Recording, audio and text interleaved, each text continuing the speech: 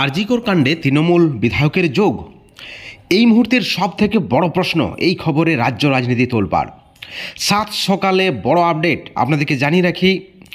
তৃণমূল বিধায়ককে ফোন করেছিলেন সন্দীপ ঘোষ এবং তারপরেই আরও বড় তথ্য এই মুহূর্তে, যে তথ্য আপনাদেরকে অবাক করে দেবে।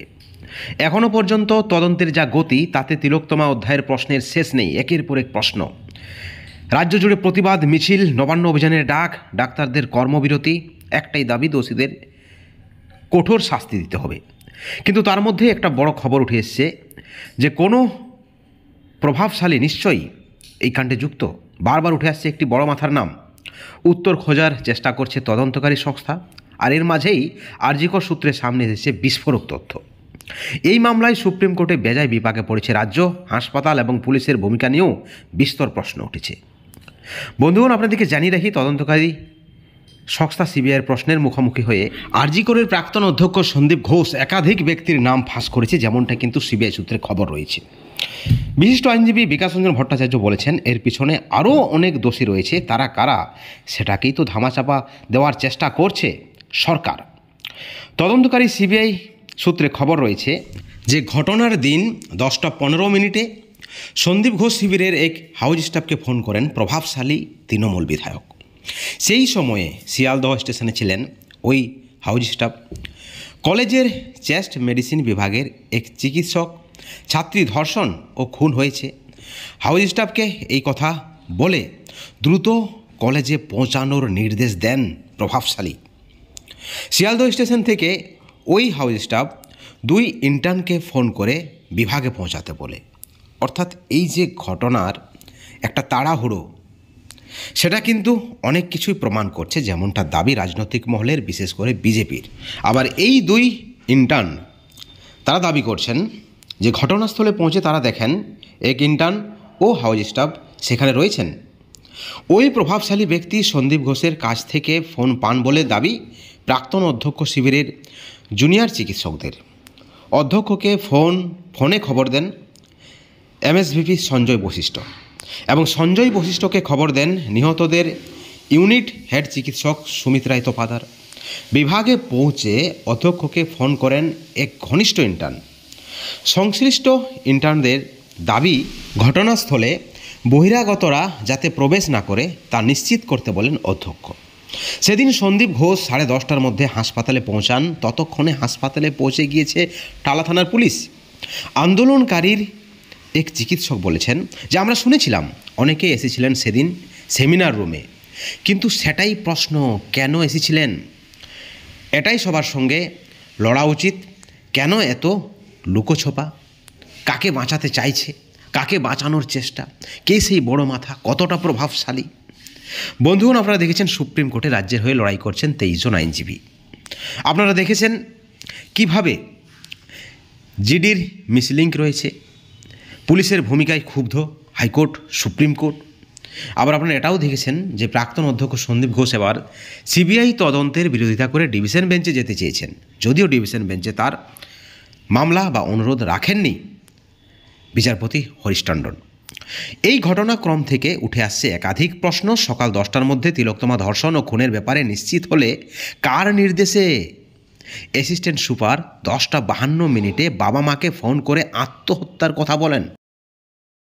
তিলোত্তমার মা বলেন, আমরা বাড়িতেই থাকতে বিষয়টা বুঝতে পেরে গিয়েছিলাম। ওরা কিছু চেপে দিতে চাইছে। আমরা যখন গাড়িতে ছিলাম তখনই ওদের গলার টোনে বুঝেছিলাম। তিলোত্তমার বাবা বলেন, কাউকে একটা মৃত্যু সংবাদ দেওয়ার আগে যে ধরনের গলার স্বর থাকে, সেই স্বরটা অনেকটাই বুঝতে সাহায্য করে। কেনই বা ময়না তদন্তের প্রয়োজন, সেটাও কিন্তু একটা প্রশ্ন। ময়না তদন্তের পর দায়ের করা হয়েছিল ইউডি কেস, এখানেও প্রশ্ন। সেই বিষয়ে উত্তর খুঁজছে সুপ্রিম কোর্টও। আপনারা দেখেছেন সুপ্রিম কোর্টের বিচারপতি চরমভাবে ভর্ৎসনা করেছেন রাজ্যের আইনজীবীকে, রাজ্যকে, রাজ্য পুলিশকে।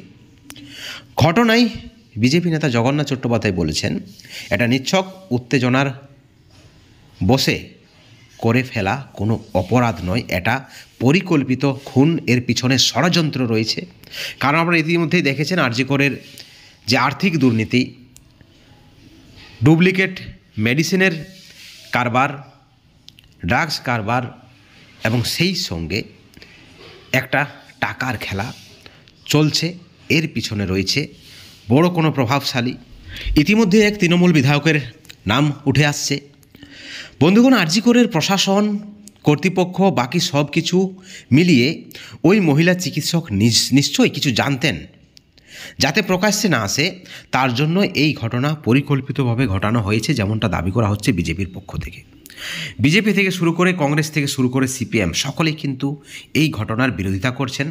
চরম চাপে রাজ্য সরকার। সুপ্রিম কোর্টের দাবি, এই ঘটনার সঙ্গে আরও এক রহস্যময়ী নারী লুকিয়ে রয়েছে, যে কিনা এই ঘটনার সঙ্গে জড়িত থাকতে পারে বা তার জড়িত থাকার কোনো সম্ভাবনা রয়েছে, যেমনটা কিন্তু আপনারা দেখেছেন সুপ্রিম কোর্টের সুপ্রিম শুনানিতে সন্দেহ প্রকাশ করেছেন সুপ্রিম কোর্টের বিচারপতিরা। তরুণী চিকিৎসকের মৃত্যুর আসল কারণ কি ধামাচাপা দেওয়ার চেষ্টা হয়েছে, এই প্রশ্ন হাইকোর্ট থেকে শুরু করে সুপ্রিম কোর্টে। শীর্ষ আদালতের শুনানিতে এক মহিলার কথা উঠে আসছে, এক তৃণমূল বিধায়কের কথা উঠে আসছে। প্রাক্তন অধ্যক্ষ সন্দীপ ঘোষ এই মুহূর্তে সিবিআইয়ের জেরার মুখোমুখি হচ্ছে বারবার, এবং তার পলিগ্রাফ টেস্টের অনুমতি নেওয়া হয়েছে, এবং সেখানে একটা বিষয় পরিষ্কার হয়ে যাবে তিনি ঠিক বলছেন কিনা ভুল বলছেন।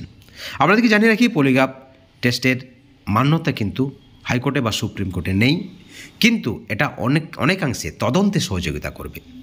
এদিকে আবার আরজিকর কাণ্ডে মোড় ঘুরিয়ে দিয়েছেন সঞ্জয়ের যে দাবি, সিভিক ভলেন্টিয়ার সঞ্জয়ের যে দাবি, তিনি দাবি করছেন যে তিনি সম্পূর্ণ নির্দোষ। ততক্ষণে খুন হয়ে গিয়েছে, তাকে টোপ করা হয়েছে, তাকে ধর্ষণ করতে বলা হয়েছিল, তাকে ফাঁসানো হয়েছে, তিনি সম্পূর্ণ নির্দোষ, এবং পলিগ্রাফ টেস্টে সব কিছু আসল তথ্য ফাঁস হয়ে যাবে, যেমনটা কিন্তু দাবি করছে সিভিক ভলেন্টিয়ার সঞ্জয়। একেবারে আরজিকর মামলায় বিরাট মোড় নিতে চলেছে। অত্যন্ত বড় খবর, বিরাট চাপে রাজ্য সরকার। নবান্ন অভিযানের ডাক দিয়েছে ছাত্র সমাজ, যদিও রাজ্যের দাবি কোনো পারমিশন নেয়নি ছাত্র সমাজ। এমতো অবস্থায় নবান্ন অভিযান নিয়েও কিন্তু চাপে রয়েছে রাজ্য সরকার। রাজ্য সরকারের ভূমিকা কী থাকছে, পুলিশের ভূমিকা কী থাকছে, যেখানে সুপ্রিম কোর্ট পরিষ্কার করে দিয়েছেন শান্তিপ্রিয় কোনো আন্দোলনকারীর উপর কোনো অ্যাকশন নিতে পারবে না রাজ্য এবং পুলিশ। সব মিলিয়ে একটা জটিল পরিস্থিতি আরজিকর মামলায়।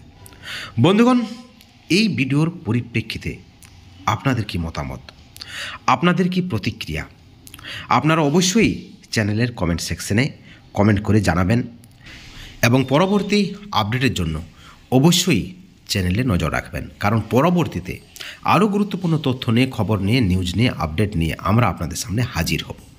ভালো থাকবেন, সুস্থ থাকবেন, কিন্তু কোনো ধরনের হিংসা থেকে দূরে থাকবেন। Thank you so much.